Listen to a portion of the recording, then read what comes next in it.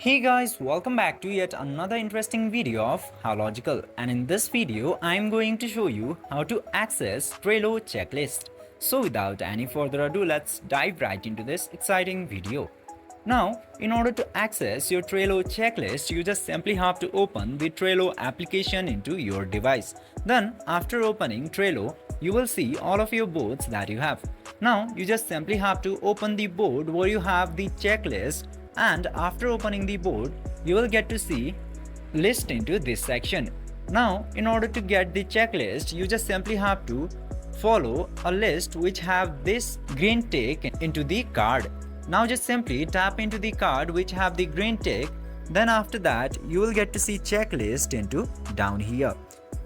Now, in order to access your checklist fully, you just simply have to tap into this button in order to see all of the checklist that has been completed, or again tap into this button in order to see the incomplete checklist. This way you can easily access your checklist in Trello. I hope this video was helpful for you. If yes, don't forget to like, share and subscribe to the channel to never miss another update. Thank you for watching the video.